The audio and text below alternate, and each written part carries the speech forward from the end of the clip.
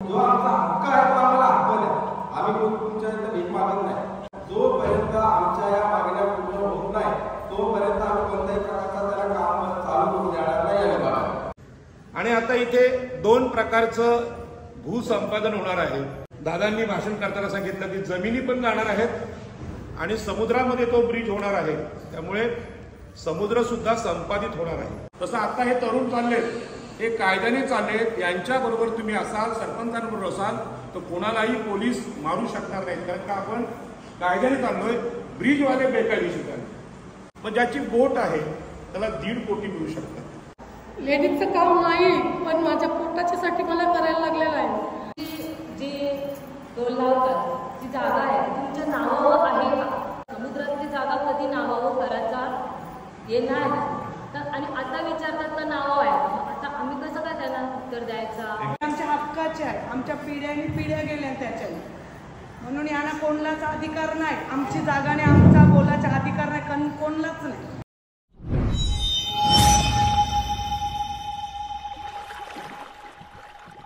हाय नमस्कार, कशात सर्व. माझं नाव राजदीप गरत, मला सर्व प्रेमाने राज म्हणतात आणि तुमचं स्वागत आहे आपल्या राज करंजाचा या यूट्यूब चॅनलवरती. आजच्या ब्लॉगमध्ये तुम्हाला बघायला भेटणार आहे तेच म्हणजे करंजा गावामध्ये सध्या काय चालू आहे. वादळ येऊन गेलेलं आहे आणि आत्ता करंजा रेवस जो ब्रिज होणार आहे, द्रोणागिरी ब्रिज. तर द्रोणागिरी नाव अजूनपर्यंत डिक्लेअर केलेलं नाही, पण आपणच डिक्लेअर करूया. त्याचं कारण, जर कंपनी किंवा या अधिकाऱ्यांच्या हातात जर ब्रिजचं नाव दिला तर ते नाव काय ठेवतील, ONGC, JNPT काय पण ठेवू शकतील ते. त्यांचा काय भरोसा नाही, कारण का बोकरविड्यासोबत कसं झालेलं आहे माहिती आहे तुम्हाला. आणि बरेच गावांसोबत म्हणजे रेल्वे पटऱ्या जेव्हा टाकल्या तेव्हा स्टेशनचे नाव इकडे तिकडची ठेवली. त्याच्यामुळे आपल्या ब्रिजचं नाव आपणच दिलेलं बरा, आईच्या नावाशी द्यावाचा, द्रोणागिरी ब्रिज. तर ठीक आहे. आणि आता सध्या काय सिच्युएशन आहे गावामध्ये, ते जागेचा व्यवहार किंवा समुद्रमार्ग मच्छीमारांचा प्रॉब्लेम, सर्व काय ते इश्यूज आहेत ते तुम्हाला या ब्लॉगमध्ये बघायला. काय मागणी आहे आपले समाजाकडून किंवा आपल्या गाववाल्यांकडनं, कोणत्या जागा गेल्यात, कोणत्या समुद्रामध्ये म्हणजे मच्छीमारांचा काय जो काय प्रॉब्लेम आहे ते सर्व काय तुम्हाला यामध्ये मुद्दे ऐकायला भेटतील किंवा बघायला भेटतील. तर चला टाइमपास न करता हा ब्लॉग सुरू करूया. आणि अजून एक आनंदाची गोष्ट म्हणजे मानसी 5-6 दिवस उज्जैनला गेली होती. तर येताना तिला ट्रेनमध्ये उज्जैनवरून येताना कलव्याची आपली फॅमिली भेटली आणि ओळख दाखवली. तर त्यांना सर्वांना पण मस्त वाटलं. आणि मला तिने येऊन आजच आली ती, आणि आजच येऊन तिने मला सांगितलं सकाळ सकाळ की असं असं झाला, ट्रेनमध्ये भेटली, आम्ही सगळी शॉक झालो. म्हणजे आपले व्हिडिओ बाहेर जात आहेत पण अशी ओळख दाखवल्यावर आम्हाला बूस्ट भेटते अजून, म्हणजे एक भारी फिलिंग येते. तर कलव्याची जी फॅमिली भेटली होती तिला नाव नाही माहिती सध्या, पण जी फॅमिली भेटली होती तिने व्हिडिओ काढायचा विचारला होता, पण सगळंच कम्फर्टेबल असतात की नाही त्याची गॅरंटी नाही ना. तर आणि तिला सवय नाही जास्त करून, तर तिने नाव विसरली काय काही विचारलं नाही का मला माहिती नाही. पण फॅमिली चिकर उशीर बोलत पण होते ते सर्वजण. तर भारी वाटते. आणि जी फॅमिली जर बघत असाल तर धन्यवाद. असंच प्रेम आणि तुमचा आशीर्वाद माझ्यासोबत ठेवा. तर टाइमपास न करता हा ब्लॉग सुरू करूया आपण आणि बघूया सध्या गावात काय चालू आहे.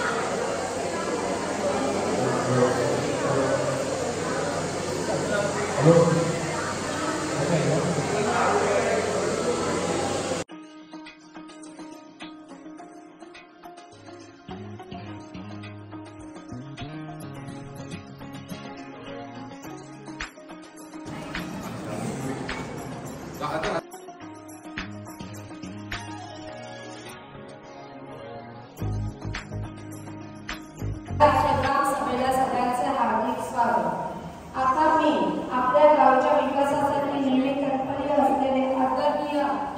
सरपंच यांना विनंती करते की त्यांनी आपले विचार आपल्या समोर मांडावे. धन्यवाद. सर्वप्रथम जी आमची सभा आयोजित केली ती वेदांत संस्कृती यांची टीम.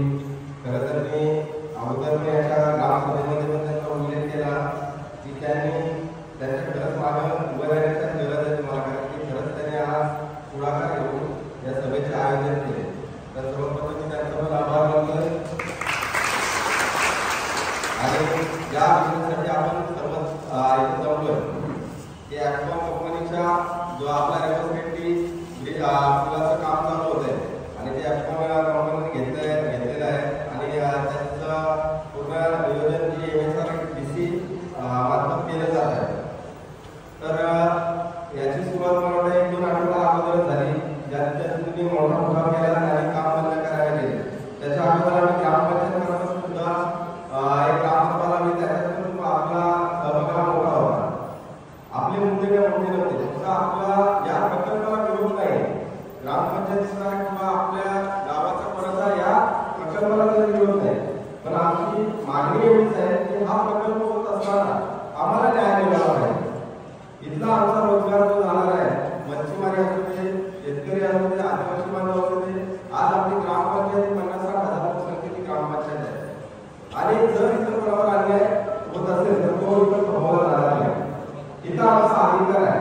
नवापाडा गावचा प्रत्येक रोजगार करणारा आहे आपला आणि याच्याबद्दल तो बोलायलाच तयार नाही आणि त्यांची कामं चालू आहेत ॲक्टॉन कंपनीचे.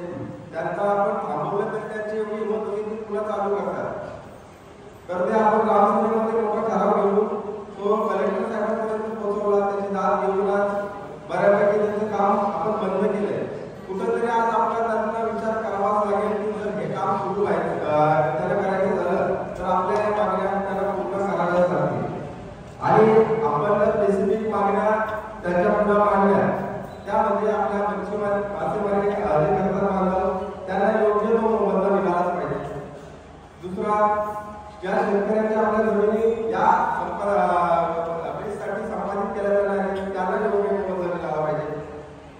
हा जो प्रोजेक्ट चालू होणार आहे त्याचा जो रोजगार निर्मिती होईल कोणती आहे तर ती रोजगार निर्मिती ही ग्रामपंचायत राज्याच्या ज्या अखत्यारीत आहेत, जेवढे नागरिक आहेत त्यांच्या मार्फतच केली जाईल आणि नंतर जी त्यांची वाहने जे आहेत येणार आहेत मोठी वगैरे त्यांना एक त्यांनी पर्यायी मार्ग द्यावा अशा आपण 4-5 निवेदन आपण त्यांच्या समोर ठेवले आणि त्यांनी आपल्याला आश्वासित सुद्धा केलेले आहे की या 1-2 आठवड्यात सर्व सगळी माणसं पाठवणार आहे. पण हा इम्पॅक्ट तुम्हाला समजला नाही का झाला? आज त्यामुळे ते या गोष्टीसाठी पण तयार होते की सर्वे करायचा का कोणाच्या जागा गेल्या, पण आज ते या गोष्टीसाठी तयार झाले की आपली मोठी ताकद आहे, एकत्र आपण लढतोय ना त्याची ताकद आहे. आज आपण एकत्र आलो म्हणून त्याला हा विचार करावा लागला तर आपल्याला कोणीही तुम्ही धरला नसता. आज आपल्याला कोणत्याही प्रकारचे राजकारण करायचं नाही किंवा इथं आमच्यापैकी कोणी सदस्य याबाबत म्हणजे राजकारण म्हणून यासाठी कोण उतरलं नाही. फक्त आमची एकच इच्छा आहे की कोणी द्या पण आम्हाला न्याय मिळाला पाहिजे, आमच्या लोकांना न्याय मिळाला पाहिजे. जो आमचा हक्क आहे तो आम्हाला हक्क द्या. आम्ही तुमच्या इथं भीक मागत नाही. जो आमचा अधिकार आहे तो आम्हाला मिळालाच पाहिजे आणि आपण परवा पण MSRDCच्या अधिकारी आले होते त्यांना पण आणि ॲक्टॉनवाल्यांना पण सांगितलं जोपर्यंत आमच्या या मागण्या पूर्ण होत नाही तोपर्यंत आम्ही कोणत्याही प्रकारचा त्याला काम चालू करून देणार नाही आहे बघा. त्याच्यामुळे तुम्हाला आता ठरवायचं आहे काही करायची आहे काय विलंब लावायचा आहे तर लवकरात लवकर आपल्या मागण्या कशा पूर्ण होतील याच्यासाठी आम्ही ग्रामपंचायत म्हणून आता प्रयत्न करणारच आहोत. परंतु आज वेदांसारखे आणि तुमच्यासारखे ज्यांनी पुढाकार घेतला त्यांचा पण याचा सहभाग आहे. त्यांचा खरंच मनपूर्वक आभार जे लोकांसाठी खरंच लढतात. या गोष्टी तुमच्यापर्यंत त्यांनी पोहोचवल्या आणि आज इथे उपस्थित झालेले आहेत ते आपले राजाराम पाटील साहेब यांचा आमचा परस्पर संबंध आला फोनवरून आमचा एकमेकांना संभाषण झालं होतं. यांची ओळख म्हणजे सेको आणि जे संपादित आपल्या जागा केल्या तुम्हाला त्यांची ओळख नसेल कारण की सेको आज कधी या साईडला आली नाही, परंतु मुलेकर तेलीपाडा काळात पालीपर्यंत गेले तर बऱ्याचशा शेतकऱ्यांच्या जागा सिडकोने अधिग्रहित केल्या. परंतु जो आपला प्रमुख जो गावकऱ्याचा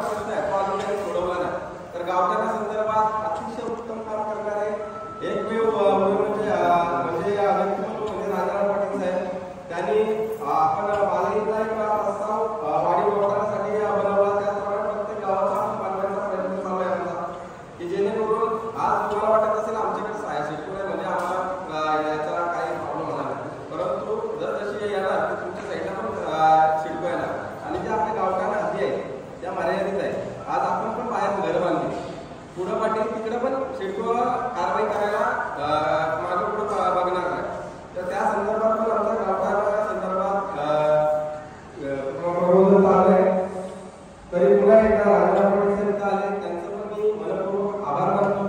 आणि तुम्ही जी एकजुटीने आहात असेच शेवटपर्यंत आपल्याला एकजुटी जोपर्यंत आपल्याला न्याय मिळत नाही तोपर्यंत फक्त नावापाडाच नाही, कासवला पाडा, कोंढरी जेवढं विभाग आहे त्याने सर्व आज एकत्र येण्याची गरज आहे. सर्वांना यांची प्रतिनिधी आले असतील तर ज्याप्रमाणे गावपाडाने तो लढा सुरू केला, ग्रामपंचायतीने तो लढा सुरू केला, त्याला सर्वांनी तो साथ दिली पाहिजे तरच आपल्याला न्याय मिळेल. आणि आज आम्ही खात्रीशीर सांगू शकतो की 100% आपल्याला न्याय मिळणार आहे. जर हा लढा आपण असा सुरू केला तर 100% न्याय मिळणार आहे. एवढे बोलून पाहिजे 2 शब्द संपवतो. आज आपण इथे रेवस रेड्डी या विषयासंदर्भात आपण सर्व जमलेले आहे. आपली एकजूट प्रथम मी सांगेन, अशीच जर तुम्ही एकजूट ठेवलीत तर ती लोक जर आपल्याला जुमानत नसतील किंवा आपला जर विचार करत नसतील तर त्यांना आपल्याला काम बंद करणं, आंदोलन करावं लागेल. आणि त्याकरिता आपण कोणीही मागं पडता कामा नये. आज आपला इथला मुख्य व्यवसाय बोलल्यानंतर मच्छीमारी आणि शेती. आता आमच्या शेतीतून पण तो रेवस रेड्डी मार्ग येत आहे आणि आपल्या समुद्रातून पण येत आहे. जे लोक इथे बाधित आहेत का, ज्या लोकांचं नुकसान झालंय त्या लोकांना भरपाई मिळलीच पाहिजे. पण त्या आधारे जे कालवं, ज्याची कालवं आहेत किंवा जे कालवानं जातात, वावरीला जातात, पागाला जातात, जाल्यानं जातात किंवा पूर्वीचे त्यांची जालं वगैरे आहेत किंवा दारं आहेत, त्या सर्व लोकांचा विचार करून आपल्याला त्या लोकांनी आपला नुकसान भरपाई किंवा मोबदला दिला पाहिजे. जर नाही दिला तर आपण कोणीही मागं न पडता याच्यापेक्षा दुप्पटपटीने किंवा सर्व गावांनी एक होऊन ते काम बंद आंदोलन उभं करायचं. त्यासाठी सर्वांची मला एकी पाहिजे. धन्यवाद. मला बोलायला संधी दिल्याबद्दल. आजची आपली ही ग्रामसभा आहे आणि या ग्रामसभेला सन्माननीय सरपंच म्हात्रे साहेब उपस्थित आहेत. ही अत्यंत मोठी गोष्ट आहे. त्यांच्यासाठी सगळ्यांनी टाळ्या वाजवा. ह्या गावातले जे मान्यवर आहेत त्या सभेला उपस्थित, अशोक दामोदर नाकवा, अजय गोविंद म्हात्रे सरपंच साहेब, कल्पना पाटील उपसरपंच, महेश म्हात्रे सदस्य, जागृती कोळी, सोनाली ठाकूर सदस्य आहेत, रमिला म्हात्रे सदस्य आहेत, कुंदन मोरेश्वर नाकवा. या सभेला यशस्वी करण्यासाठी ज्या तरुणांनी सगळ्यांनी काम केलेलं आहे त्यांच्यासाठी दोघांना बघितलं.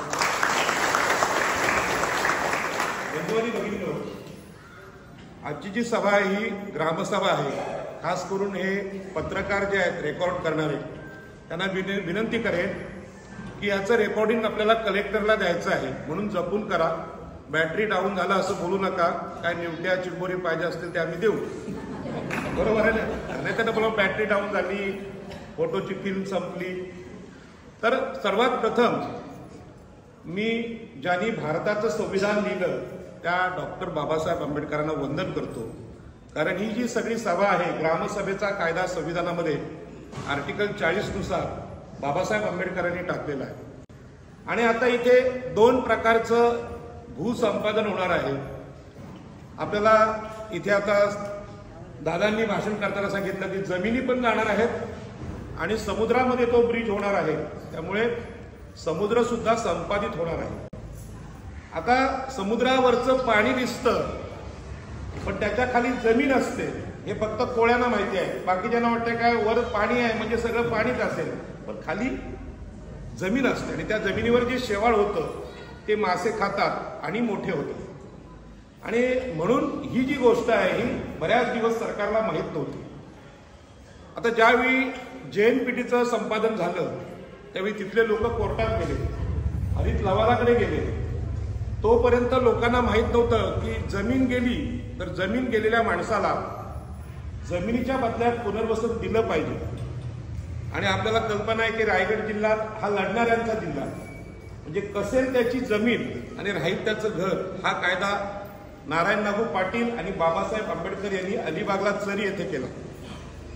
आणि आपल्याला कल्पना आहे की बाबासाहेब आंबेडकर नारायण नागू पाटलांची पिढी गेल्यानंतर आपल्याकडे दिबा पाटील आले आणि त्यांनी सिडको विरुद्ध आंदोलन केलं आणि 12.5% पुनर्वसनाचा कायदा केला. हा सुद्धा रायगड जिल्ह्याने केलेला कायदा आहे. सेज विरुद्ध आंदोलन. स्पीकर चालू नका करू. आवाज येतो ताई सगळ्यांना? सेज विरुद्ध आंदोलन सुद्धा आपल्याकडे दत्ता पाटलांनी जिंकलं आणि सिडको विरुद्ध दिबा पाटलांनी आंदोलन केलं. असा आंदोलन करण्याचा जिल्हा आहे. अनेक लोकांना वाटतं बाहेरच्या हे रायगडचे लोक नेहमी लढतात का? त्याचं कारण आहे की या देशातल्या मच्छीमारांना, या देशातल्या शेतकऱ्यांना न्याय द्यावा असं कधी सरकारला वाटलं नाही आणि त्यांचं डोळं उघडण्याचं काम आपल्या लोकांनी केलेलं आहे. आणि म्हणून इथे मोठ्या प्रमाणात महिला आहेत. मी सगळ्या कॅमेरामॅनला विनंती करेन की माझ्या मावशांचे फोटो सगळ्यांचे दिसले पाहिजेत, आज्यांचे दिसले पाहिजेत. कॅमेरा त्यांच्याकडे फिरवा. ते किती लोक इथे आहेत ते सगळ्या जगाला बघू द्या, सरकारला बघू द्या की आम्ही किती लोक आहोत. जोरात एकदा टाळ्या वाजवायच्या.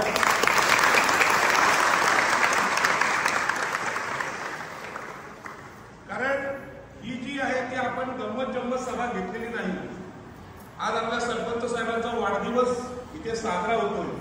ही खूप मोठी गोष्ट आहे. म्हणजे असा सन्मान कुठल्या सरपंचाला भेटला नसेल. आणि ग्रामसभा आज त्यांचा वाढदिवस साजरा करते. त्यांच्या हातून या मंदिराच्या सभेत मोठं काम होणार आहे आणि म्हणून हा योगायोग आलेला आहे. बंधू आणि भगिनींनो, खरं म्हणजे मी तुम्हाला कायदा समजावणार आहे, नेत्यांसारखं भाषण नाही करणार. त्याच्यामुळे माझं भाषण झाल्यानंतर तुम्ही मला शंका विचारायच्या तुमच्या असतील त्या. तुम्ही असं समजायचं ना हा कोणी मोठा नेता आहे, कोणी काय, असं नाही. तुमचा भाऊ आहे छोटा असं समजून प्रश्न विचारायचे, त्यांना आम्ही उत्तरं देऊ. कारण इथून गेल्यानंतर जेव्हा सरकारी सर्वे होईल त्यावेळी तुम्हाला उत्तर देता आलं. मगाशी मी सांगितलं की आपल्या संविधानामध्ये ग्रामसभेला संविधानाचा आर्टिकल 40 नुसार फार महत्वाचं स्थान आहे. तुमच्या हातात मोबाईल असतील, त्यामध्ये गुगलवर गेला तर संविधानाचा आर्टिकल 40 शोधलं तर त्याचं उत्तर तुम्हाला मिळेल. आता आपले सरपंच हे या ग्रामसभेचे पदसिद्ध अध्यक्ष आहेत. आणि सरपंच आणि ग्रामसभेला किती मोठे अधिकार आहेत की नागपूरच्या आदिवासी लोक एकत्र आले. आता गडबड नाही करायची, सह्या करा, नंतर केलं तर चालते, पण ही सभा नीट ऐकून घ्या, नंतर केलं तरी चालतील. तर ते आदिवासी जंगलांच्या बाजूला राहत होते. तर लोक यायचे आणि आदिवासींना बाहेर काढायचे. तेव्हा त्या आदिवासींनी सांगितलं की जंगल आम्ही सांभाळलं, त्यांच्यावर आमची उपजीविका होते आणि म्हणून जंगलांवर आमचा अधिकार आहे. हे कोणी सांगितलं? तिथल्या आदिवासींनी सांगितलं. आणि ग्रामसभेत ठराव घेतला. तो ठराव लोकसभेला मान्य करावा लागला. म्हणजे ग्रामसभेला किती ताकद आहे.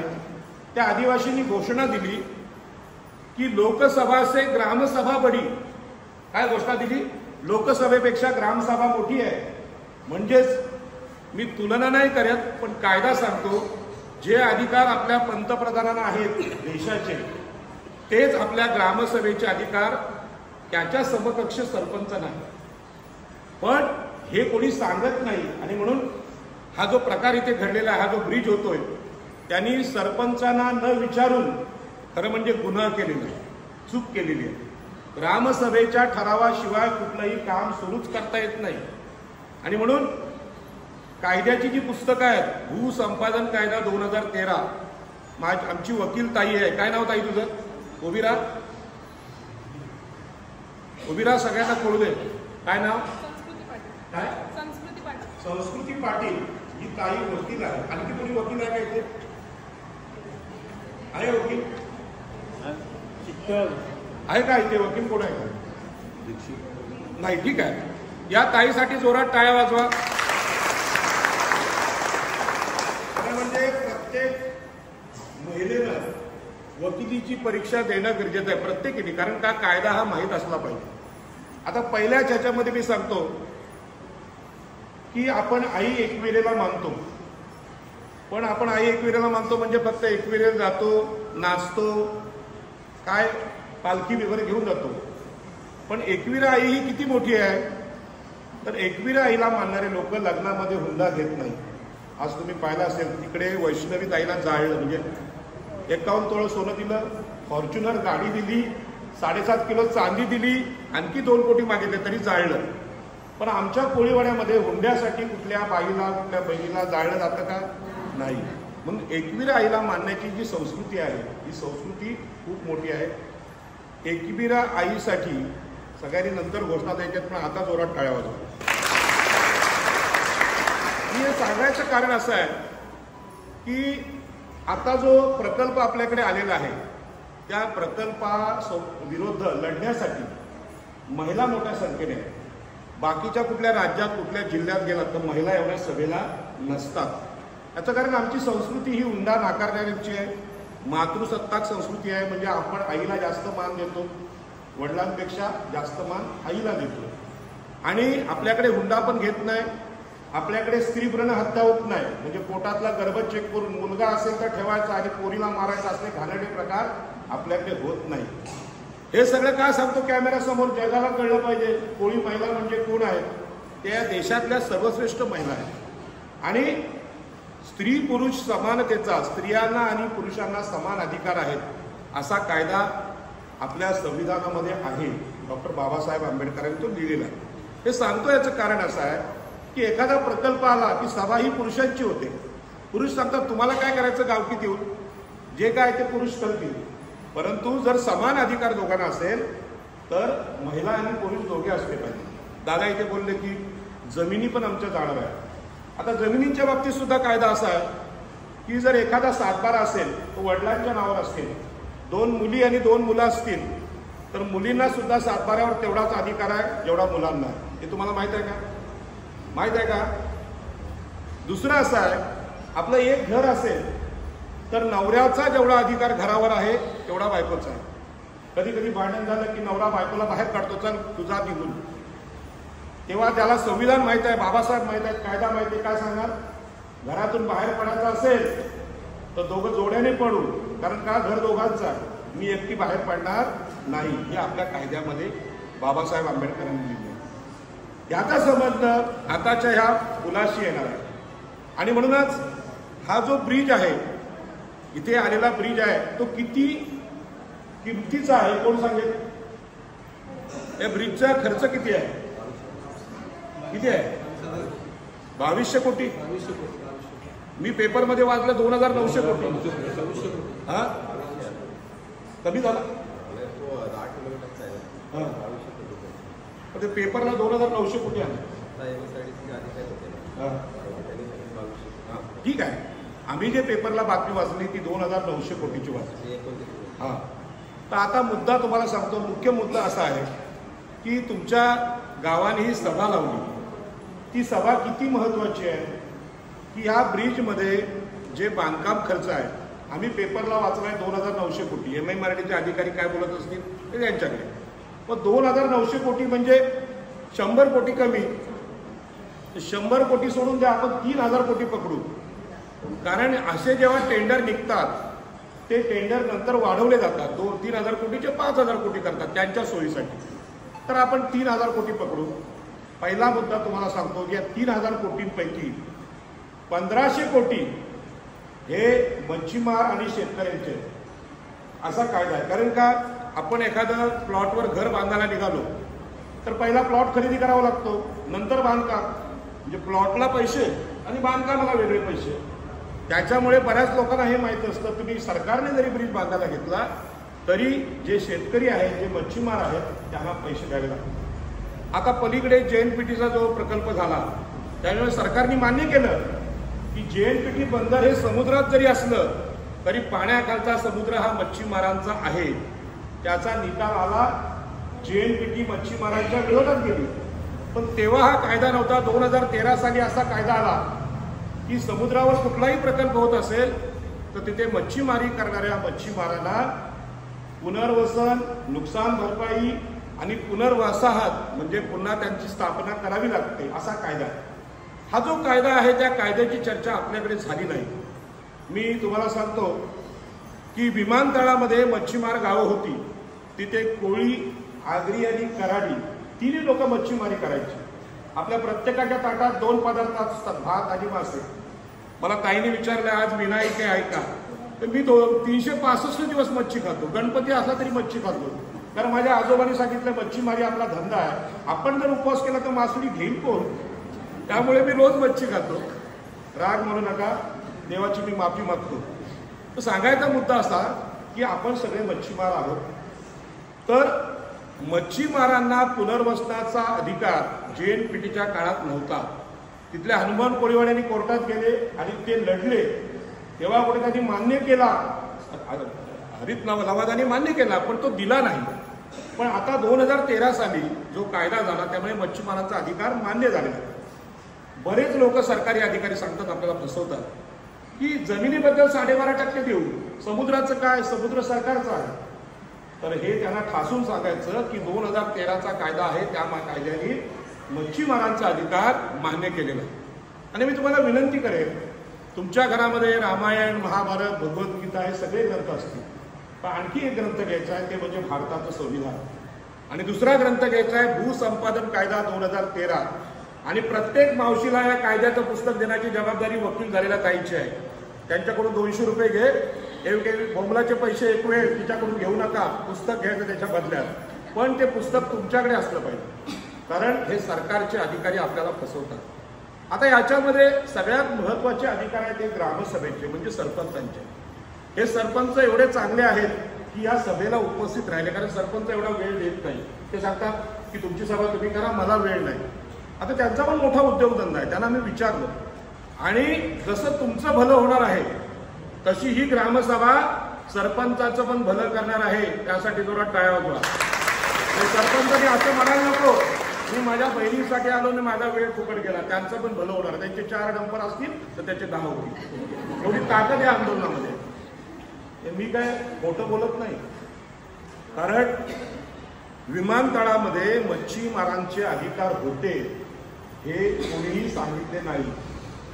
मी सुद्धा नेता असल्यामुळे सगळ्या नेत्यांच्या वतीने, त्यांच्या वतीने मी माफी मागतो. तर तिथल्या मच्छीमारांची फसवणूक कुठल्या एअरपोर्टमधल्या कोस्टल रोड जो ज्यामध्ये झाले त्यामध्ये सुद्धा मच्छीमारांची फसवणूक झाली. माझ्या घरी हे लोक आले होते, त्यांना सांगितलं की वरळी कोळीवाड्यामध्ये कोस्टल रोड गेला, 17 याचिका वकिलांनी टाकल्या, बोलू नका कोणी, पण त्यामध्ये मच्छीमारांचा उल्लेख कोणी केला नाही. म्हणजे एका फसवणूक कसा करतो बघा माणूस, की आता मी नावं का मागितली या मान्यवरांची, या सभेला हे उपस्थित होते, याचं रेकॉर्ड येणार आहे, कलेक्टरकडे जाणार.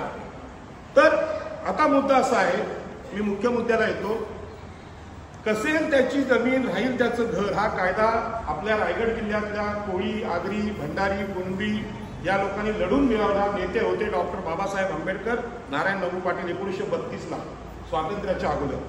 पण एक कायदा बाकी राहिला होता, कसेल त्याची जमीन तसा कसेल त्याचा समुद्र. समुद्र कोण कसतोय? कोळी बांधव, मच्छीमार बांधव कसतो. आणि हे समुद्र कसतं म्हणजे काय असतं हे जमिनीवर राहणाऱ्या नेत्यांना माहीत नाही. जे कधी समुद्रात उतरलेले नाही त्यांना ते माहीत नाही. आता पहिला मुद्दा मी इथे क्लिअर करतो की समुद्रामध्ये जे मच्छीमारी करतात ते बोटीने करत असतील, ते पागाने करत असतील, पगोल्याने मासे पकडत असतील, गळाने मासे पकडत असतील, त्यांना बोलले तसे सगळे प्रकार माझ्यापेक्षा त्यांना माहिती आहे. त्यांना पुनर्वसन आहे.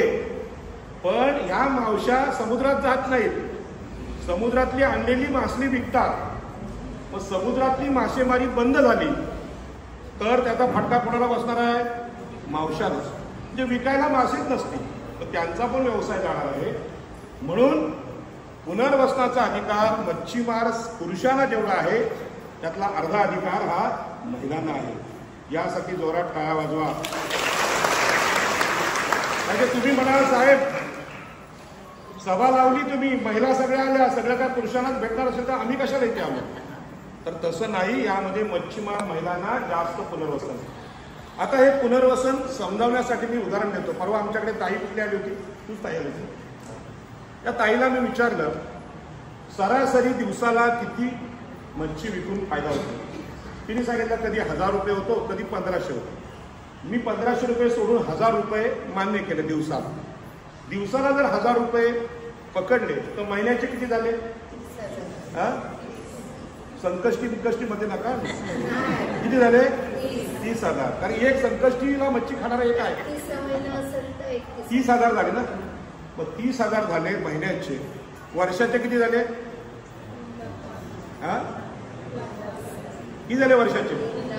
फटाफट बोला. 3,60,000. 4 वर्षाचे किती झाले? पटकन बोलायचं. माझ्या आईला फक्त 20 पर्यंत अंक यायचे, पण तिने मला मास्टर केला शिकवलं. किती? 13,80,000. जसं मगाशी मी बोललो 29,000 कोटींचा प्रकल्प आहे, बरोबर आहे. पण तो आपण 3 लाख कोटींचा पकडला. तसंच आता किती झाले? 13,80,000. 13,80,000चं आपण 15 लाख पकडू, राऊंड फिगर, बरोबर आहे. तर 15 लाख रुपये 4 वर्षाची नुकसान भरपाई. आता जो ब्रिज सुरू होईल त्यानंतर 4 वर्ष इथे मासेमारीवर परिणाम होणार, म्हणून आपण कायदा काय सांगतो? 4 पट मोबदला. मग 15 लाख रुपये एका महिलेला मिळाले पाहिजेत असं या ग्रामसभेचं म्हणणं आहे, बरोबर आहे. हा तुमचं करा सगळ्यांनी आणि ते दाखवा. हा पहिला ठराव आहे.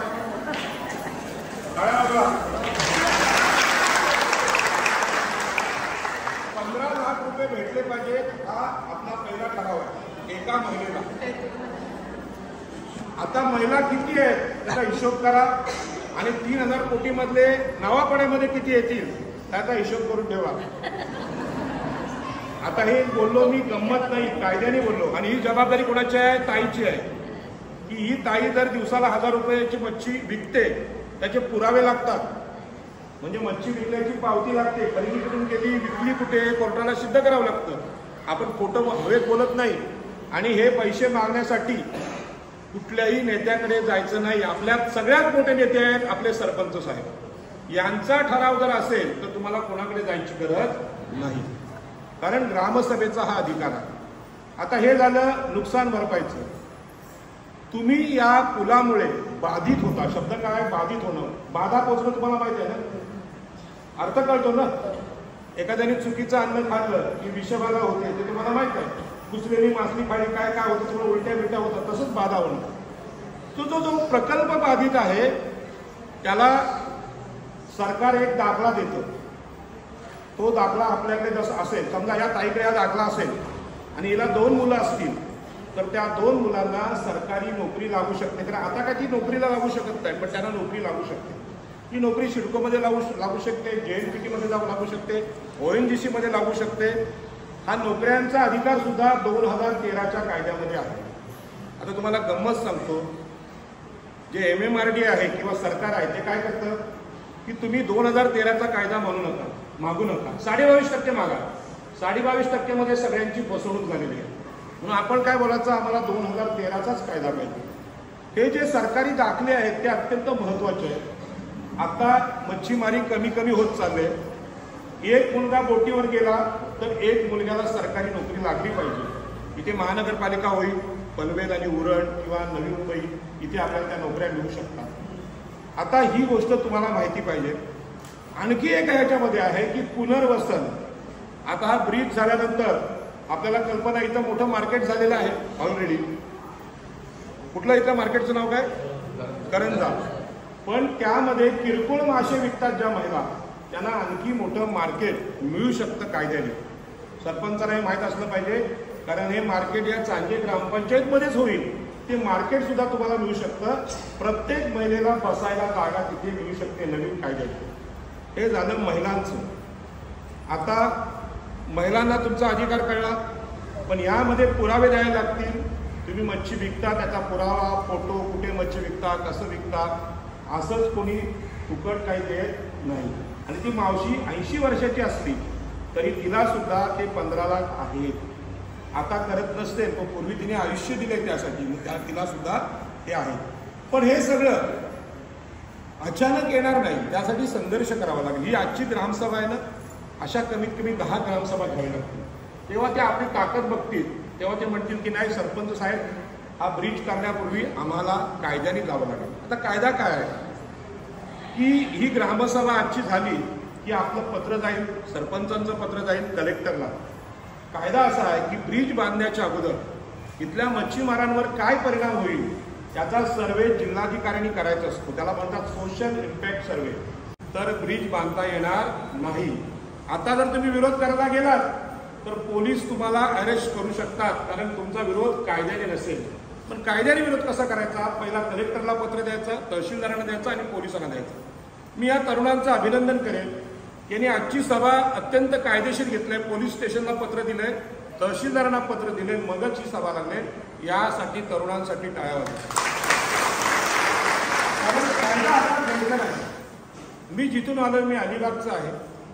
मी आग्राव कोळीवाडा जिथे आहे तिथे बाजूला चिंचोटी गाव आहे. तिथल्या कोळ्यांनी कोळसा प्रकल्पाविरुद्ध जेव्हा आंदोलन केलं तेव्हा प्रचंड मारहाण पोलिसांनी केली होती आपल्या लोकांवर. त्यानंतर मी एक आंदोलन केलं त्या वेल्सपन कंपनी विरुद्ध. लोकनेते दत्ता पाटील होते, न्यायमूर्ती कोळसे पाटील होते आणि मी होतो. आणि ते आंदोलन कायद्याने केलं आणि तो कोळसा प्रकल्प रद्द केला. म्हणजे आपल्या लोकांना जे मारलं होतं ना त्याचा बदला म्हणू नका तुम्ही, पण त्याला उत्तर दिलं आम्ही की कायदा आम्हाला पण येतो. तसं आता हे तरुण चाललेत, हे कायद्याने चाललेत. यांच्याबरोबर तुम्ही असाल, सरपंचांबरोबर असाल तर कोणालाही पोलीस मारू शकणार नाहीत, कारण का आपण कायद्याने चाललोय. ब्रिजवाले बेकायदेशीर झाले. आता पुढला मुद्दा आहे की महिलांचं पुनर्वसन. मी सांगितलं मी 1000 रुपये दिवसाला कमवते त्या ताईचं उदाहरण दिलं. ताई तुझं नाव काय? हा, स्वामिनी. पूर्ण नाव काय?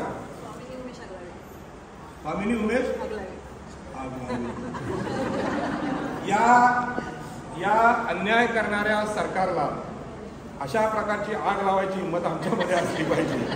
आम्ही अन्याय सहन करणार नाही असा आडनाव मला वाटतं रेवदंड्याला पण आहे, चौंडात पण आहे. तर पुनर्वसन मी महिलांचं पहिलं सांगितलं, कारण मी आई एकविरेला मानतो आणि माझ्या आईला सुद्धा सगळ्यात जास्त मानतो. आता मी पुरुषांचं जे पुनर्वसन ते सांगणार आहे.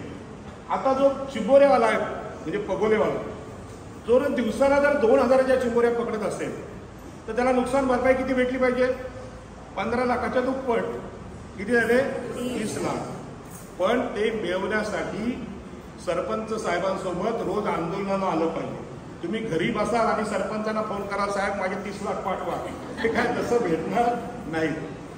आणि आता समजा एखादा बोटवाला आहे, त्याच्या बोटीला 10,000चा नफा दिवसाला होत असेल तर त्याला किती पैसे भेटले पाहिजेत? 10 पट ताईच्या म्हणजे किती झाले?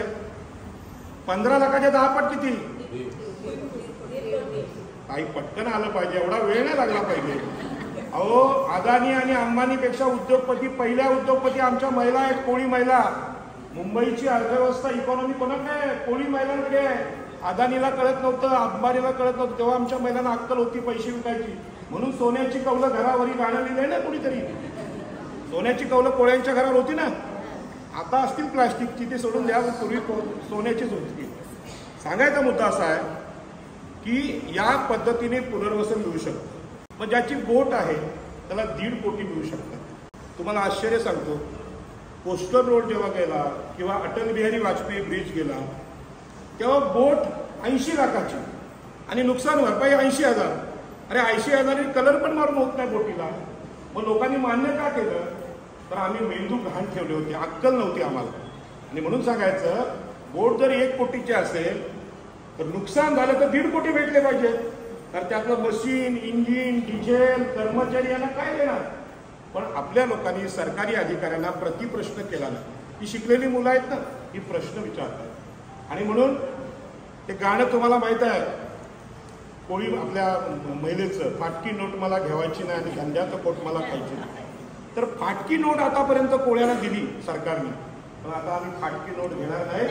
1.5 कोटीची बोट आणि 80,000 रुपये नुकसान भरपाई. सरपंच साहेब पटतं का हे? एखादी मोटारसायकल ऍक्सिडेंटमध्ये गेली, इन्शुरन्स असेल तर मोटारसायकल 1.5 लाखाची असेल तर तुम्हाला 1 लाख तर नुकसान भरपाई भेटली पाहिजे. पण 1.5 कोटीच्या बोटीला 80,000 नुकसान भरपाई मान्य कशी केली लोकांनी?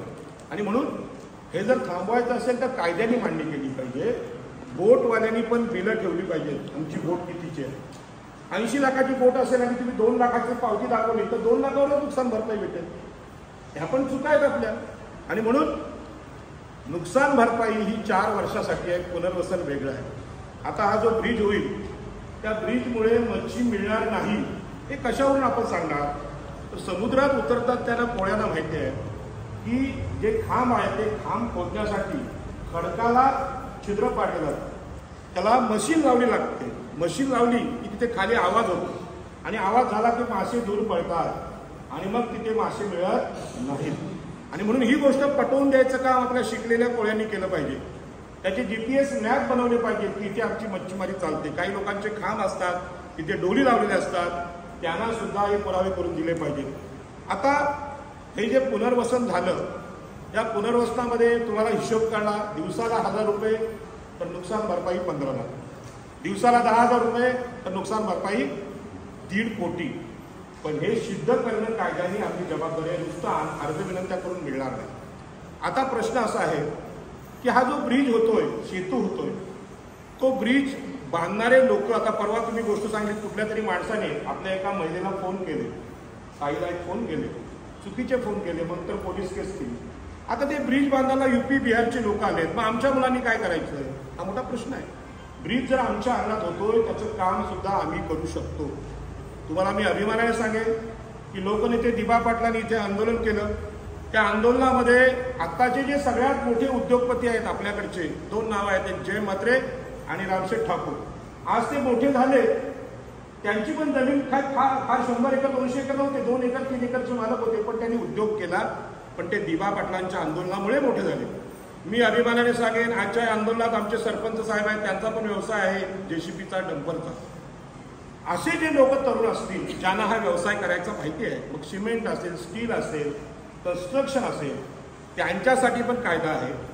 हा जर 3000 कोटींचा प्रोजेक्ट असेल तर त्यातले अर्धे पैसे किती सरपंच आहेत?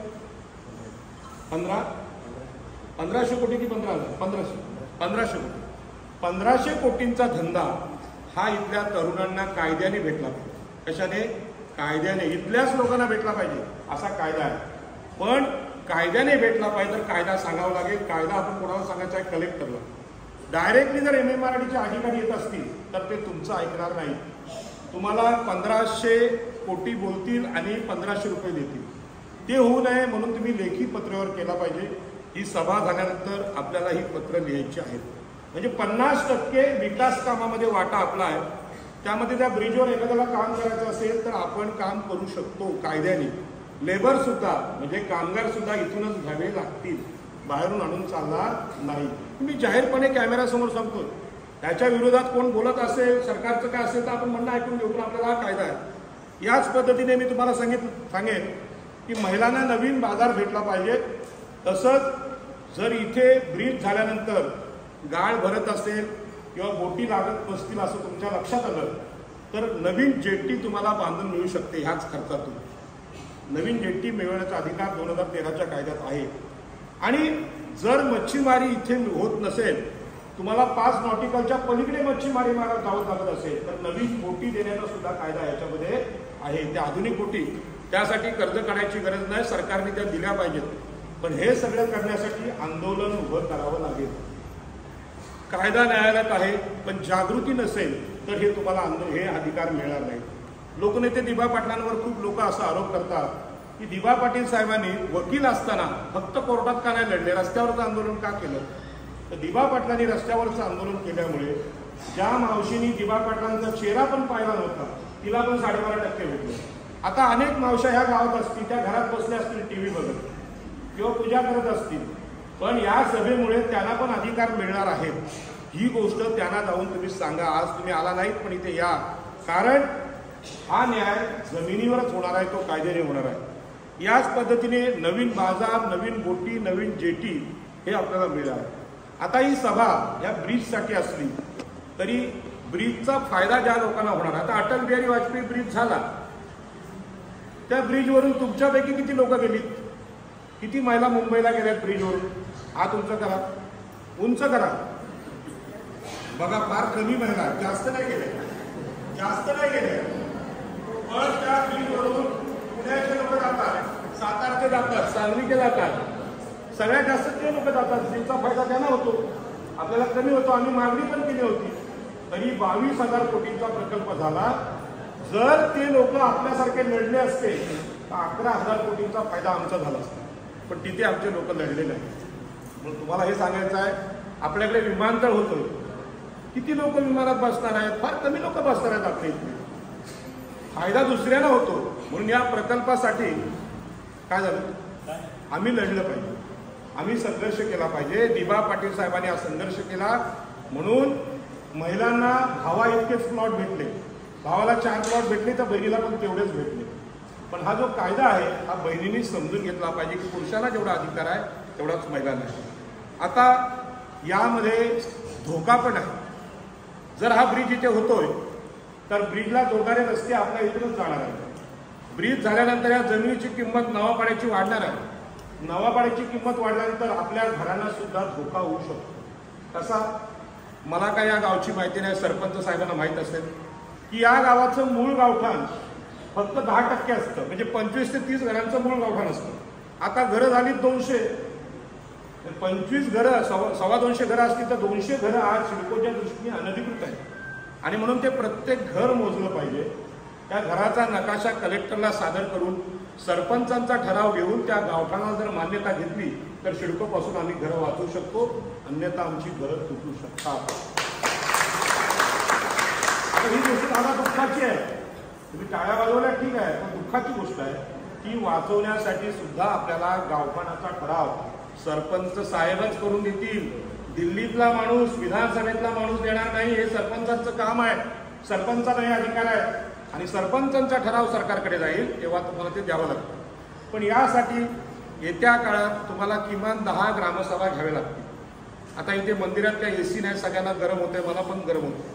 पण ह्याला त्रासाला पर्याय नाही. कारण का, हे गाव नवापाडा चंद्रसूर्य असेपर्यंत टिकवायचं असतील तर 2 आंदोलनं लागतील. पहिलं आंदोलन या पुलाच्या प्रकल्पाच्या विरोधात आणि आपल्या न्यायाने.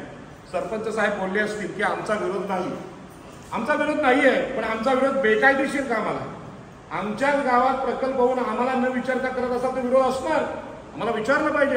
हा आम्हाला दिलेला संविधानाने दिलेला अधिकार आहे. आम्ही काय सरकारच्या विरोधात नाही, विकासाच्या विरोधात नाही, पण आम्हाला हे अधिकार भेटले पाहिजे.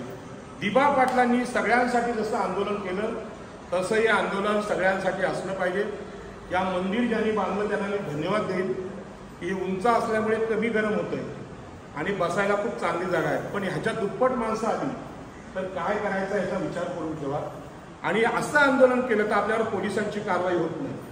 रस्त्यावर जर मोर्चा काढला तर आपल्याला अरेस्ट होते. म्हणून ही आंदोलनं अशी करायची, कायद्याने करायची. आता मी हे जे सगळं सांगितलं हे कायद्याचं पुस्तक वाचून सांगितलं, कायद्यात आहे ते सांगितलं.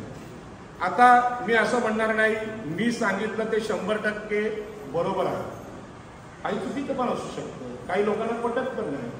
मग खरं काय हे समजण्यासाठी तुम्ही प्रश्न विचारले पाहिजेत आणि त्या प्रश्नांची उत्तरं मी द्यायला तयार आहे. पण आणखी एक 20 मिनिटं तुम्ही थांबा आणि तुमचे प्रश्न असतील ते विचारा. लाजायचं काही कारण नाही. मी इथे केगावलाच राहतो, जवळ राहतो. जे लाजतील ते घरी येऊन पण विचारू शकतात. ताई आली होती. पण तुमचे शब्द या सभेमध्ये विचारा. मान्यवरांना विचारले तरी चालतील, तुम्ही विचारू शकता. सगळ्यांना धन्यवाद. एकदा घोषणा द्यायच्या आहेत माझ्या भाषण संपवायच्या अगोदर. बोला. जमीन आमच्या हक्काची, जमीन आमच्या हक्काची, समुद्र आमच्या हक्काचा, समुद्र आमच्या हक्काचा, नाही कोणाच्या बापाचा. कोण म्हणतो देणार नाही, कोण म्हणतो देणार नाही, कोण म्हणतो देणार नाही. आई एकविरेचा, आई एकविरेचा, डॉक्टर बाबासाहेब आंबेडकरांचा, नारायण पाटलांचा, लोकनेते दिबा पाटलांचा, नवापाडा ग्रामस्थांचा, नवापाडा महिलांचा, नवापाड्यातल्या तरुणांचा. आता तुम्ही प्रश्न विचारा. जर आपण पात्र असू ते काम चाललंय, त्याला जे काम चाललंय आपला लेबर काम जर करत असेल किंवा आपला इथला इंजिनियर असेल किंवा पात्रता असणार इथे, जोपर्यंत इथल्या स्थानिकाला स्थान मिळत नाही तोपर्यंत बाहेरच्या लोकांना अजिबात पाय ठेवू द्यायचा नाही. पण आपली तयारी पाहिजे तशी का बाबा मी हे काम करणार आहे. बरोबर आहे. तुम्ही पहिल्यांदा पत्र द्या कलेक्टरला की आमच्याकडे एवढे पात्र लोक आहेत, म्हणजे मशीनवाले, डंपरवाले, काय करणारे, त्याचं पत्र द्या. काय करता? मच्छी विक्रीचं काम करतात. मच्छी विक्रीचं काम. मच्छी विकणाऱ्या महिलांना सुद्धा पुनर्वसन आहे. ताईंनी सांगितलं आकडा दिला, तुम्ही 200 रुपयाला दिला, आम्हाला 200 रुपये 100 रुपये मिळत नाही. हा, मग ते त्या हिशोबाने तुम्हाला भेटणार.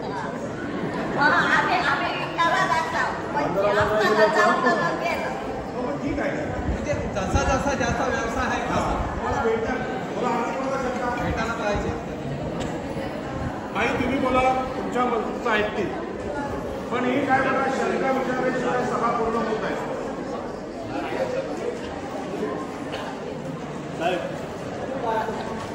बोला.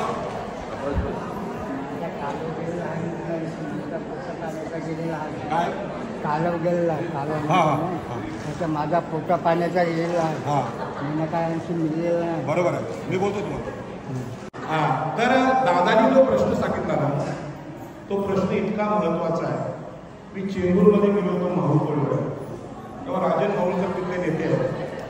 त्यांनी मला सांगितलं की समुद्रामध्ये पूर्वी आपली कालवं होती. कालवं म्हणजे ती खातो की नाही, समुद्रामध्ये दगडाचे बांध घातलेले होते, तिथे मच्छी मिळायची. टाटा कंपनीने त्यावेळी त्यांची कालवं बुजवली, तेव्हा त्यांना कायदा माहीत नव्हता. पण कायदा असा आहे की जसं समुद्र जमिनीवरचं शेत असतं शेतकऱ्याचं, तसं समुद्रातलं शेत ही कालवं असतात. त्या कालवाचा फोटो जर ओटीच्या वेळी भेटला आपल्याला, दादा तुम्हाला तो भेटला, तर त्याचं सुद्धा पुनर्वसन कायद्याने मिळू शकतं. आणि कायद्याची मांडणी करण्याचं काम या ताईचं आहे. ताई खूप हुशार आहे, ती वकील मुलगी आहे ना, खूप हुशार आहे. तर ती जर कालव्याची मांडणी केली तर कालव्याला सुद्धा पुनर्वसन मिळू शकतं. आणि तो ब्रिज जर तिथून बरोबर चालला असेल, मग 100% जी जमीन आहे ती मोजून घ्यायची. या जमिनीवर आपला अधिकार आहे आणि आपण ही केस एवढी बांधतो, नुकसान भरपाई तर भेटली पाहिजे, पण याच्या बदल्यात जमिनीच्या बदल्यात जमीन सुद्धा मिळवण्याचा प्रयत्न करू आपण. विकसित भूखंड 20% जमिनीला जसं 20.5% मिळतो तसं 20% विकसित भूखंड मिळतो. आणि ही केस जर आम्ही उभी केली नवापाड्याने, तर मुंबईतल्या वसईपासून अलिबागच्या सगळ्या लोकांना न्याय करू शकतो, न्याय मिळू शकतो. आणि म्हणून या कार्यक्रमासाठी ज्यांनी खर्च केला असेल त्यांना मी धन्यवाद देतो. त्यांच्यासाठी जोरात टाळ्या वाजवा. आणि हे कार्यक्रम रेकॉर्ड असतात त्यांना जास्त धन्यवाद आहे, कारण कार्यक्रम रेकॉर्ड केला तर जगाला कळेल. म्हणून प्रत्येक भाजीला प्रत्येक लग्नाला तिला बोलत चला, यांना काहीतरी देत चला, कारण हे पत्रकारिता हा मोठा व्यवसाय आहे. लोकशाहीमध्ये खासदार असतात, मी खासदारकीची निवडणूक 2 वेळा लढलो, आमदार असतात, याच पद्धतीनं जिल्हाधिकारी असतात, पोलीस अधिकारी असतात, याच पद्धतीने न्यायालय असतात. हे 3 स्तंभ लोकशाहीचे आहेत, म्हणजे 3 खांब आहेत. तिघांनी जर काम नाही केलं तर ते काम करायला लावण्याची हिंमत या साध्या साध्या मुलांमध्ये आहे, पत्रकारांमध्ये. यांच्यासाठी जोरात टाळ्या वाजवा. आणि यांची राजकीय क्षेत्राला सामोरे आली पाहिजे. पैशाकडे मागे पुढे बघायचं नाही. सरपंचाच्या अध्यक्षतेखाली ही ग्रामसभा झाली, याची बातमी पेपरला ठळक आली पाहिजे. 2013च्या कायद्याने पुनर्वसन व्हावं असं इथल्या मच्छीमारांचं म्हणणं आहे. आम्हाला तुमची भीक नको, आमचा कायदा जो आहे अधिकार तो आम्हाला द्या. धन्यवाद. आणखी कोणाला आहे जपून, आणखी कोणाला शंका? हे बघा, हे जे सांगितलं ना काकांनी, त्या काकांसाठी जोरात टाळा. आणखी काय सांगा, कोणाला जुना व्यवसाय असेल काय असेल सांगावा. आमची छोटे दोडकरी धंदा, तर आमची त्याच्यातली जी आम्ही जाळी लावतो ती जागा त्यांनी बाधित केलेली आहे. तर आम्हाला 7-8 महिने झाले, 7-8 महिने झाले, तर व्यवसाय कायच नाही आहे. आमचा त्याच्यावरच पोट चालते, पोटपाणी त्याच्यावरच. आम्हाला सांगण्यात येते की तुम्हाला त्याची भरपाई मिळेल, भरपाई मिळेल, पण कधी मिळेल, काय मिळेल ते काय नाही. आमचं मुलांचं शिक्षण पण आहे, मुलं मोठी आहेत, मुलांचं शिक्षण त्याच्यावरच अवलंबून आहे. आम्ही आता थोडीफार तरतूद करतो, मुलांना शिक्षणासाठी पैसे जमा करतो आणि बाकीचं सगळं म्हणजे समजा आता त्या आमची पूर्णपणे मच्छीचा व्यवसाय बंदच झालेला आहे.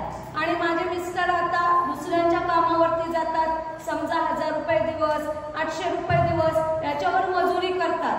त्याच्यावर आमचं पोट पाणी होते, मुलांचं शिक्षण होते, याच्यावर पण लक्ष द्यावं ही माझी नम्र विनंती आहे. आई जशी बोलली की नाही असं तुम्ही बोललं पाहिजे. आणि आज कसं आहे 3 कॅमेरे चालू आहेत, याच्यात ते रेकॉर्ड होतं. येणाऱ्या पोलिसांना, येणाऱ्या कलेक्टरला हे आपल्याला दाखवता येतं, कारण सगळेजण असतील तेव्हा हजर असतील असं सांगू शकत नाही. आता ताईने जे सांगितलं ते ताईने सांगितलेली गोष्ट आपल्याला एक अर्ज कलेक्टरला द्यायचा आहे, एक मत्स्य विभागाला द्यायचा आहे, एक अर्ज आपल्याला मुख्यमंत्र्याला द्यायचा आहे.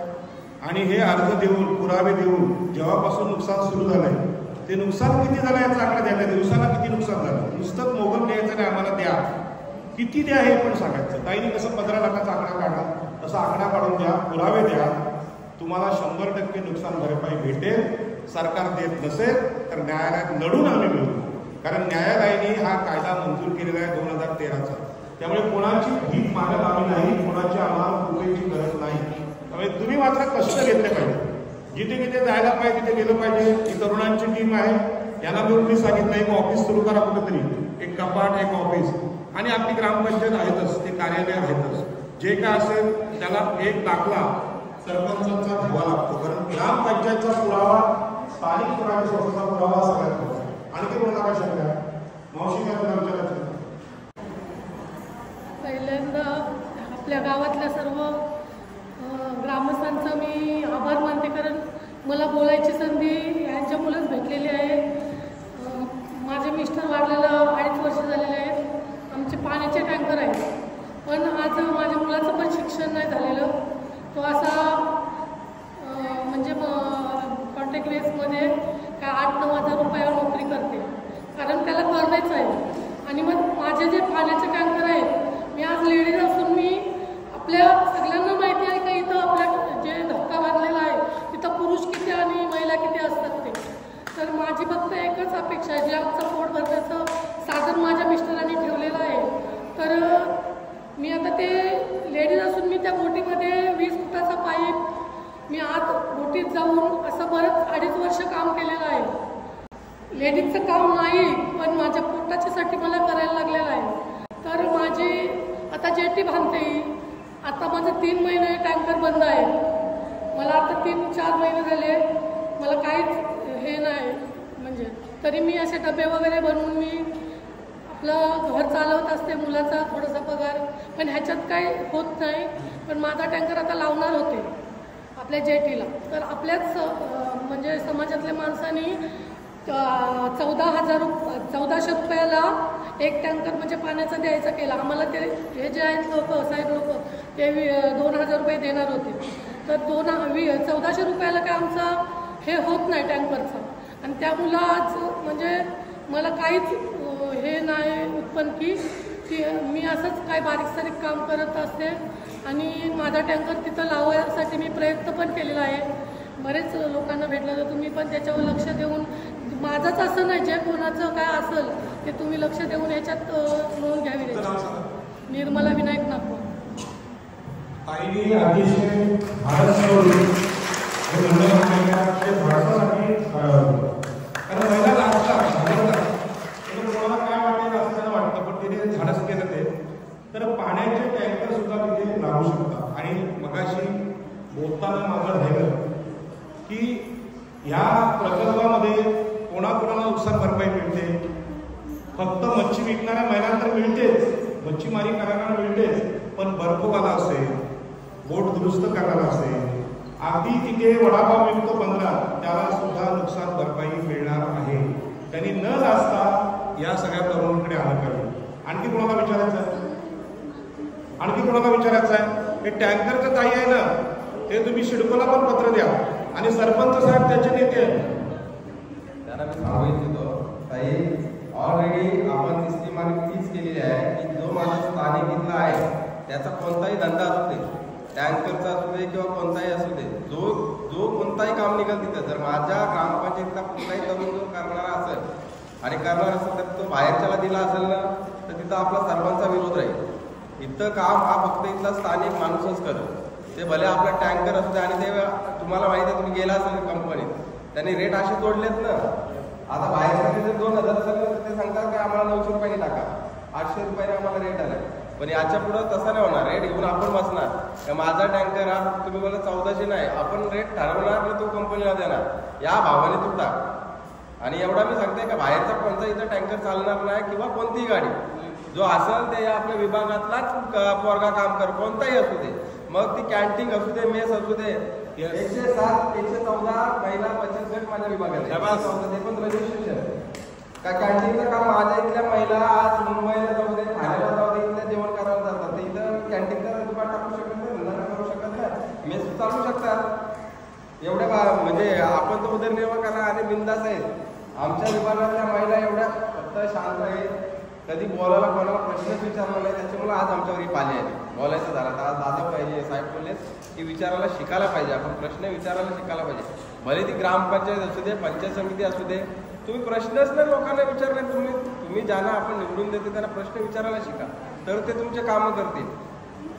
आपली जर ग्रामपंचायत किंवा काय आज पुढे न्यायची असेल तर तुमच्या प्रश्नांची गरज आहे. लोकांना तुम्ही बोलायला शिका, उत्तरं घ्या तुमच्या प्रश्नांची.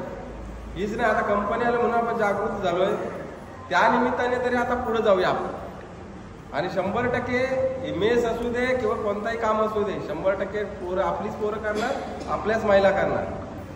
आणि आज जो नुकसान भरपाईचं साहेब तुम्ही बोललेत काय, जो आपण 18 काढला 15 लाख 30 लाख ओटीवाल्यांना रीड करू. आता मी सरपंच, मला तेवढा अभ्यास नाही, तुम्ही जो जेवढा अभ्यास केला, परंतु फक्त मी ते एवढं आश्वासन देतो जे जोपर्यंत आम्हाला आमच्या मनाप्रमाणे मोबदला भेटत नाही किंवा नुकसान भरपाई भेटत नाही तोपर्यंत यांची फक्त आम्हाला ताकदच बघायची आहे. तर याच्यात हिंमत असेल ना तर यांनी चालू करूनच दाखवावं. तिथं पहिले उभा राहण्याची जिम्मेदारी आम्ही सरपंच म्हणून, उपसरपंच किंवा आमचे सदस्य असू दे, त्याने आम्हाला काही फिकर नाही. जर लोकांना न्याय भेटायचा तर सर्वांच्या अगोदर आम्ही असणार त्यांच्या पुढं, एवढंच सांगतो मी तुम्हाला. धन्यवाद देतो. आजची जी सभा आहे ही कायद्याची माहिती सांगण्यासाठी. आता या कायद्याची माहिती सगळ्या नेत्यांनी, तहसीलदारांनी, पोलिसांनी सगळ्यांनी आपल्या लोकांना दिली पाहिजे. आपल्याला माहिती नाही. सर आम्हाला असं विचारतात की तुमचे जे आम्ही बाधित आहोत मच्छीवार म्हणजे ढोलकरी धंदावाला ना, तर आम्हाला असं प्रश्न विचारले की तुमची जी ढोल लावतात जी जागा आहे तुमच्या नावावर आहे का. तर पुरातन काळातून असं आम्हाला समजलं का समुद्रातली जागा कधी नावावर करायचा हे नाही. तर आणि आता विचारतात का नावावर आहे, आता आम्ही कसं काय त्यांना उत्तर द्यायचं. कसं असतं बघा, तुम्ही नंतर बोला, पण तो प्रश्न नावावर आहेत का, कोण बोलला असं तुम्हाला. तर ते सांगतो, नावावर करण्याची पद्धत सांगतो. नावावर पूर्वी नव्हती, पण उद्या जरी पंचनामा केला तरी ती नावावर होती. आता ग्रामसभेचा ठराव आपण आज घेतो, अगोदर प्रकल्पच नव्हता, पण आता प्रकल्प आला म्हणून सरपंचांनी ठराव घेतला. ठराव कसा घ्यायचा, आता तुमची जाळी लावायची जागा आहे बरोबर आहे, तर जिथे जाळं लावतात त्याच्या पूर्वेला, पश्चिमेला, दक्षिणेला, उत्तरेला कोणतरी असेल बरोबर आहे, त्यांच्या सह्या घ्यायच्या. त्याला काय म्हणतात, चतुर्सीमांचा पंचनामा. तो तुम्ही करू शकता, आणि गावातलेच लोक असतात. आणि अंतिम पंचनामा ग्रामपंचायतचा ठराव.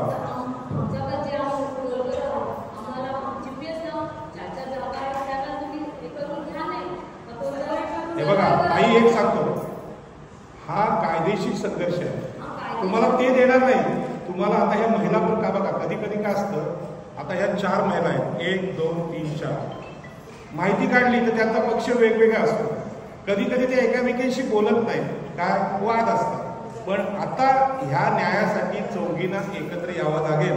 एक शिवसेनेची असेल, एक भाजपची असेल, एक काँग्रेसची असेल, एक राष्ट्रवादीची असेल, पण गावासाठी सगळे पक्ष विसरायचे आणि एक पंच आलं लक्षात. त्यामुळे तुम्हाला पंचनामा कसा करायचा मी सांगणार. असं कुठला अधिकारी बोला ना पंचनामा आहे का, नाव आहे का, आम्ही करून दाखवतो. आता जर कायद्याने केलात ना, गावातली 90% घरं सिडकोच्या दृष्टीने अनधिकृत आहेत, पण अधिकृत कशी करायची हा कायदा आपल्याला माहित नाही. आणि म्हणून मी ही सभा फक्त पुलासाठी घेतो, पण आपण गावठाणासाठी वेगळी सभा घेतो आणि ते पण करू, काही शंका नाही.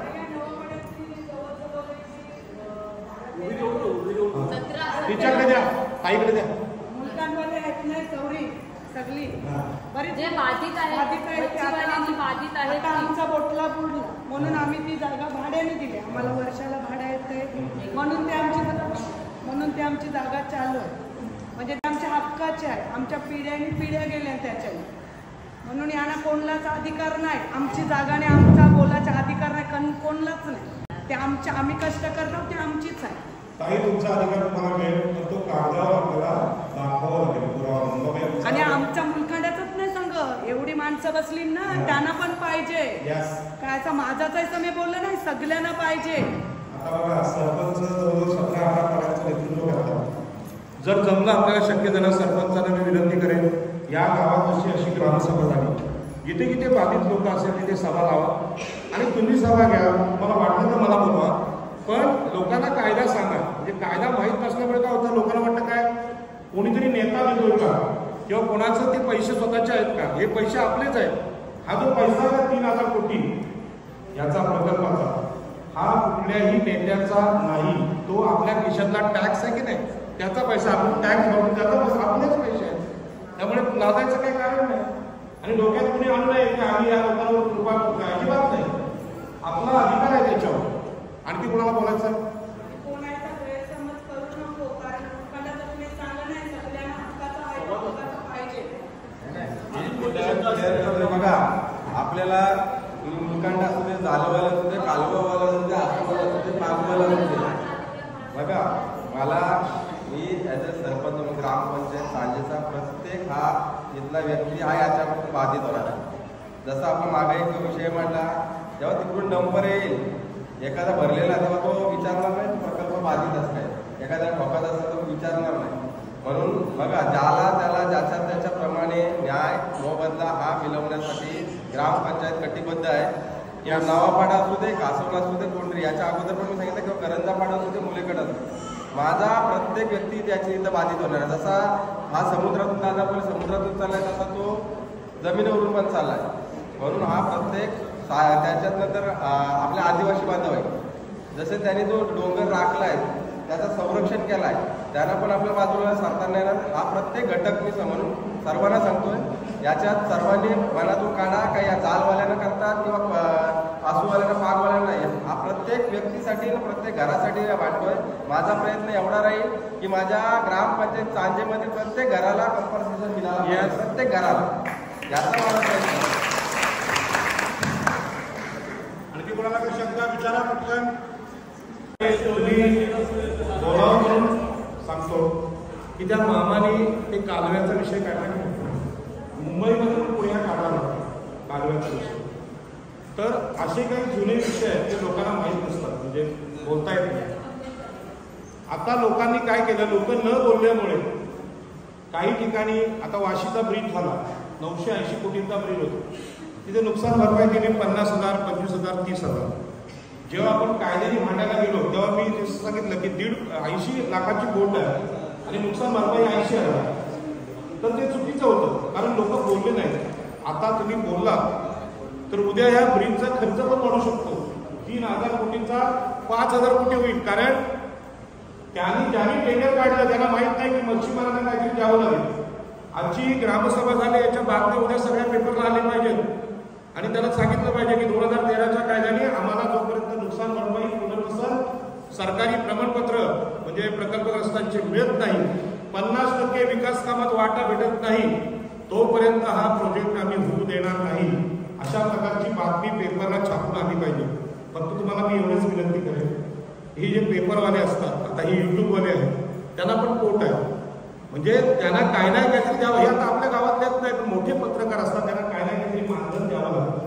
अगदी काहीच नाही दिलं तर त्यांना प्रेमाने बोला की निवट्या आणि भाकऱ्या खायला तरी या तेवढं तरी आम्ही प्रेमाने देऊ. पण फुकट जगात काहीच भेटत नाही. काय नाही काहीतरी हे शादी आणल्या हे आणले त्याला पैसे लागतात. त्याच्यामुळे थोडा तुम्ही पैसे खर्च केला तर हे आंदोलन तुमचं यशस्वी होईल. बाकी जबाबदारी सरपंचांची आहे. त्यांना जे सरपंच पद ह्या काळात भेटलंय ही अत्यंत महत्वाची घटना आहे. आणखी कोणाला बोलायचं आणखी कोणाला बोलायचं बघा सरपंच साहेब आपल्या अध्यक्षतेखाली सभा आहे संपवायची का सभा संपवायची कोणाला प्रश्न कोणाला आहे. राष्ट्रगीत होऊनच सभा होईल. पुरुषांचे काही प्रश्न असतील तर ते पण म्हणा. बोला बोला पटापट बोला. वाजू नका बोला. आपल्यासाठी ठेवलेले आहे.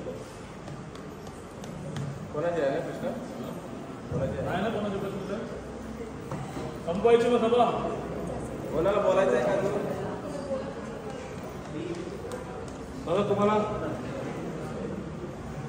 दादा तुम्हाला नाही, मी तेच पुन्हा बोलतोय. काही सभा संपली म्हणजे सभा संपली ना.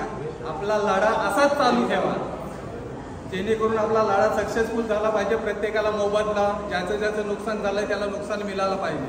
एवढं बोलतोय मी.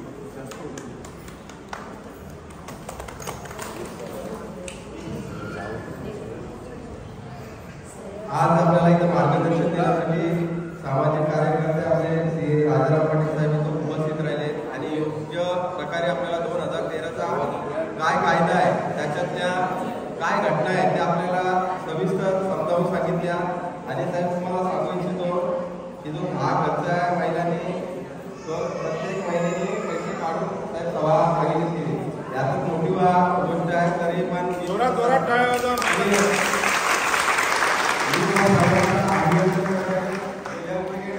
त्यांनी ही सभा आयोजित केली, त्यांचा मी खरंच धन्यवाद मानतो. आमचे सदस्य तसेच जो तुम्ही एक सरपंच म्हणून जो मान सन्मान प्रेम जो मला आजपर्यंत दिला आणि साहेब तुम्ही बोलले भाग्यच असते काही वाढदिवस साजरा करताना मला तुम्ही साजरा केला, त्याबद्दलही मी तुमचा खरंच धन्यवाद करतो.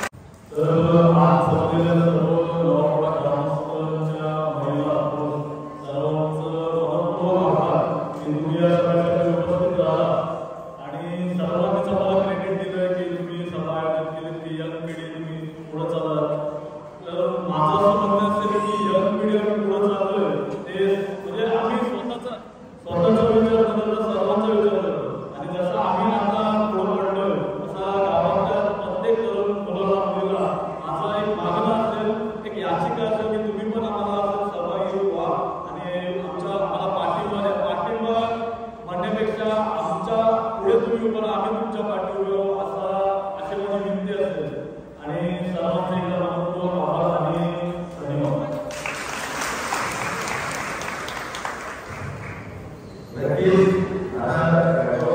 जरी बोलून गेला तरी आपल्याला सर्वांनी एकत्र येऊन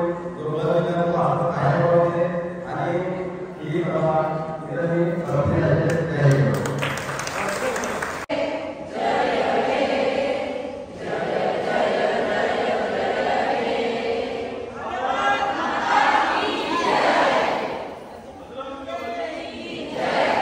चला मित्रांनो, व्लॉग एंड करायची वेळ आली आणि लवकरात लवकर हा व्लॉग तुमच्यापर्यंत पोहोचवण्याचा विचार असेल किंवा कार्य असेल.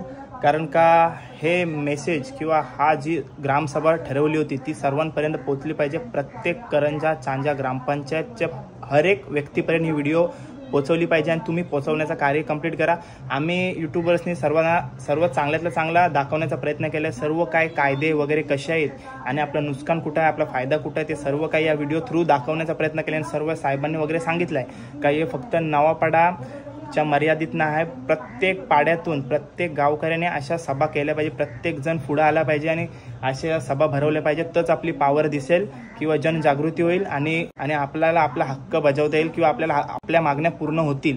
म्हणजे याचा अर्थ काय, आपल्याला सर्व एकीने राहायला लागेल. सर्वांना फायदा याचा, पण एकतेने राहायला लागेल. हा या सभेमधून आपल्याला एक माहिती भेटली किंवा एक विचार होता या सभेचा.